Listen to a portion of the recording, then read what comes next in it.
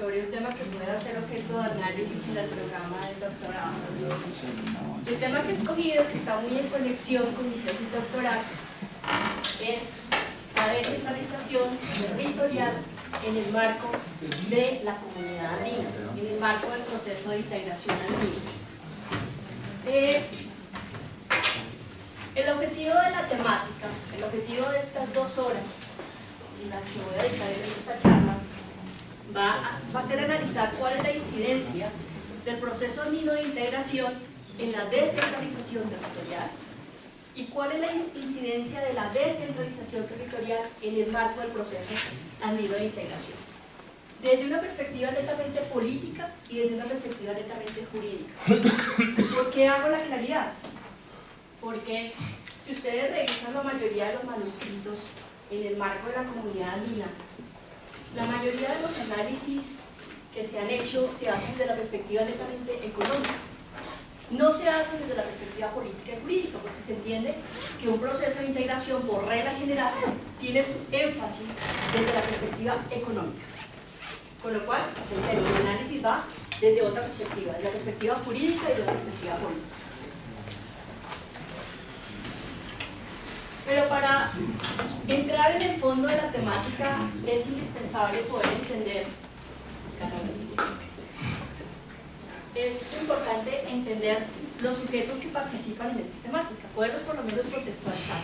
Esto es, entender qué es comunidad andina, por lo menos de la perspectiva jurídica, y pues bueno, acercarnos quizás al concepto de descentralización territorial, porque yo estoy convencida de la mayoría de nosotros lo entendemos muy bien, pero sí, desde la perspectiva jurídica, si quisiéramos un concepto sobre comunidad andina, a esta figura la podemos definir como una comunidad de derecho. Es una comunidad de derecho, esto supone un conjunto de normas, bueno, con características de supranacionalidad.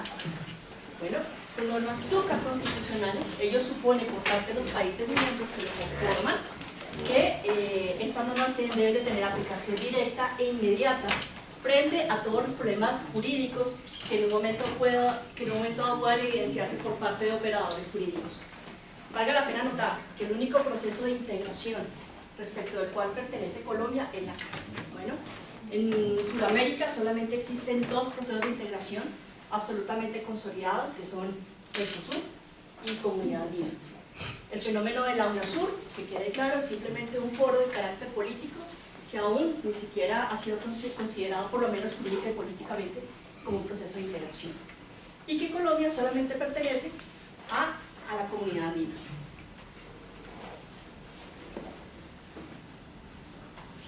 Que la descentralización territorial, todos lo saben muy bien, es un sistema de organización administrativa a través del cual existe un traslado de competencias que hace el poder central a entidades del orden subnacional. ¿Por qué se justifica la temática? Es decir, ¿cuál es la justificación para poder analizar estos 2 sistemas de organización administrativa? ¿Cuál es la razón o la importancia de poder contextualizar el fenómeno de la descentralización territorial con el marco de la comunidad andina? Bueno, en primer lugar, esa justificación parte del Acuerdo de Cartagena. El Acuerdo de Cartagena es el tratado internacional base fundamental del proceso andino de integración, el cual establece claramente la vinculación del Estado colombiano junto con Venezuela, Ecuador y Bolivia a este proceso de integración. Y fíjense curiosamente que este tratado internacional establece,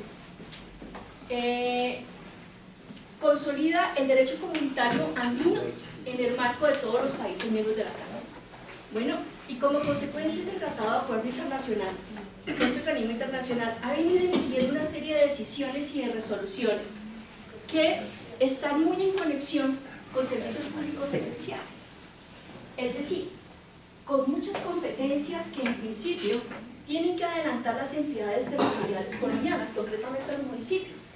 Ustedes pueden evidenciar decisiones y resoluciones relacionadas con temáticas como medio ambiente, turismo, agua potable, servicios públicos domiciliarios, seguridad social. Son temas que se constituyen servicios públicos esenciales y en las que muchas de estas temáticas son competencia primigenia y tienen que adelantar los municipios como entidades básicas del ordenamiento territorial colombiano. Bueno, eso es lo que está pasando en la realidad, que se han evidenciado varias decisiones y varias resoluciones en esta temática de un derecho comunitario andino emitido por un organismo internacional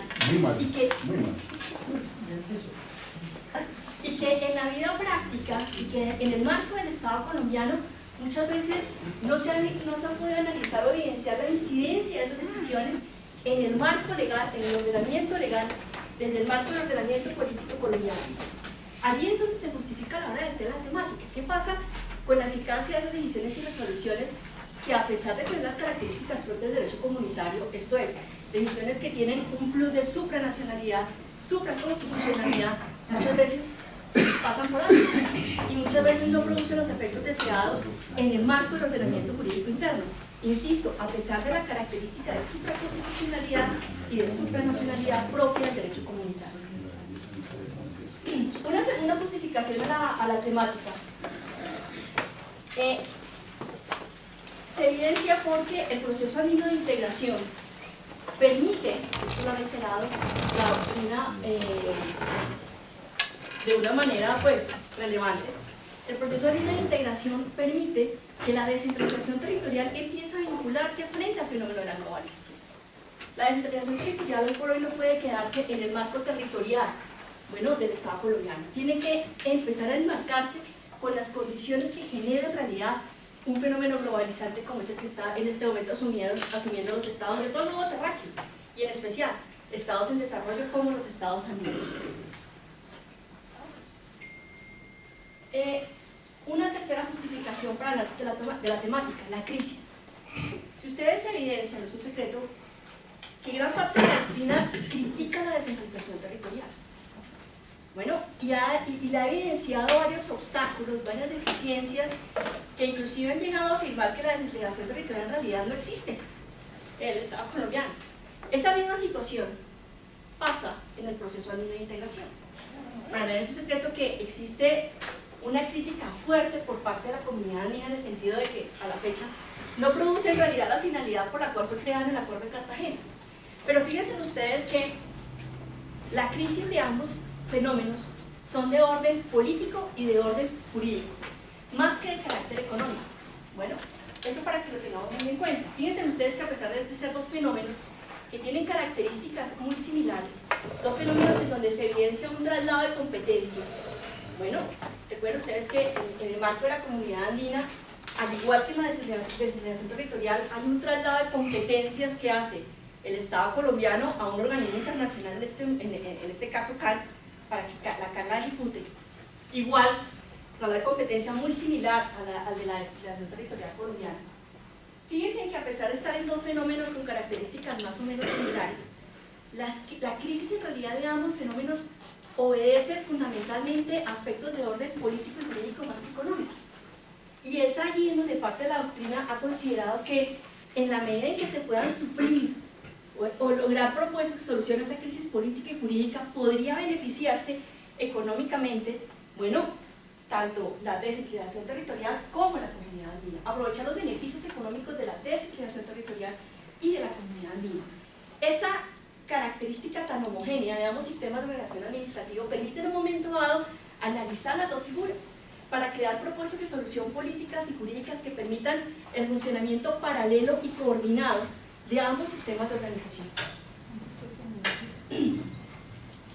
¿Cuáles son algunos antecedentes, por lo menos los principales? ¿Cuáles podrían ser los principales antecedentes a esta temática? El primero, bueno, obviamente, el fenómeno de la globalización. Bueno, todos sabemos que como consecuencia del fenómeno de la globalización, los estados tienen que necesariamente cambiar con sus funciones clásicas, las funciones clásicas del estado normal, clásico en un momento dado. Todos sabemos que frente al fenómeno de la globalización, los estados en vía de desarrollo, los estados subdesarrollados, no tienen la capacidad en realidad para vincularse a este fenómeno de una manera equitativa, de una manera justa, de una manera equilibrada. Bueno, cuando esto sucede, cuando estados en vía de desarrollo o estados subdesarrollados no tienen las condiciones en realidad para poder participar de este fenómeno globalizante de una manera equilibrada, justa, equitativa, es cuando en realidad toma importancia los procesos de integración.